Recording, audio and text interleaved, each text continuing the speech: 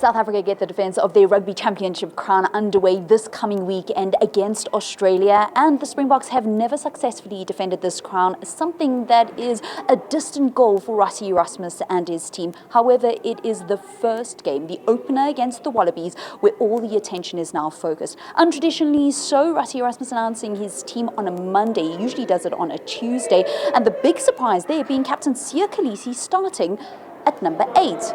Even though previously the coaches said Siya is a 6 and not an 8. With having a guy like Peter and Marco and Siya on the field, at the same time, we really feel Australia is a big threat at the breakdown. They really bite hard at the breakdown, and all three of those guys are really good guys who clean out at the breakdown, and we feel we're going to need that. So yes, Siya's probably going to pack 6 scrums, and sometimes on defense he might be at flank and Marco might be at 8. So Dan is happy with the way he's scrumming. So it's actually just at scrumming where he's 8. Apart from that, the guys will in general play in defense and attack. So I know I said a couple of weeks ago Siya is a 6, not an 8. But we came to the conclusion that it won't happen so much in the game where we actually need him at 8. So, and then we have Kwagga on the bench who can cover us there as well. Injuries to Damian Delende and Cheslin Colby, along with the kind of match that they're expecting from the Wallabies, has informed coach Erasmus's selection for the matchday squad in this Rugby Championship opener. Although he has left a little bit of room to potentially make a late change, depending on what the Australian coach Joe Schmidt does during his team announcement.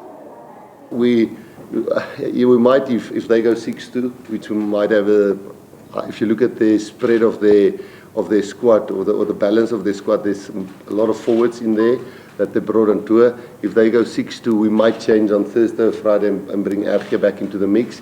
But if they go standard 5-3, this would pretty much be our team. So yeah, that's just to get it out of the way and focus on training. And tomorrow is a pretty heavy day for us, and to fit in a press conference, we've changed our schedule a little bit.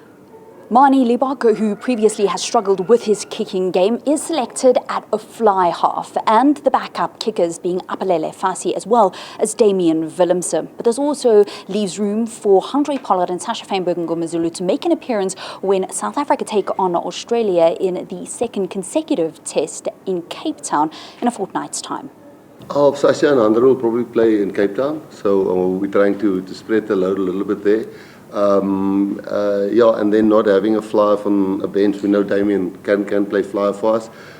We've tend to find in the past, the only time that we really swap a flyer is maybe if he's having an off day, but or when he's missing goal kicks, and Manie's been really slotting them really well. I think the new Rhino balls might be a little bit of a difference there. He's really doing well there.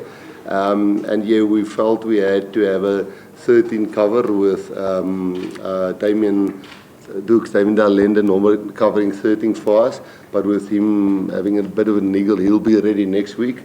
We felt we'll have to have Kainan on the bench, so it was between having Andre or Sasha on the bench or having Kainan on the bench, because we don't have an out-and-out 13 cover, but we do have a 10 cover in Damian. South Africa are hunting their 5th consecutive victory over Australia. But if you have to look at South Africa against Australia at Ellis Park, you have to go back to 1963. That's the last time that the Wallabies got the better of the Springboks. The stage is set for a fantastic Rugby Championship opener this coming Saturday, kicking off at 5:10 in the afternoon. For Newsroom Africa on Channel 405, I'm Vaylen Kirtley.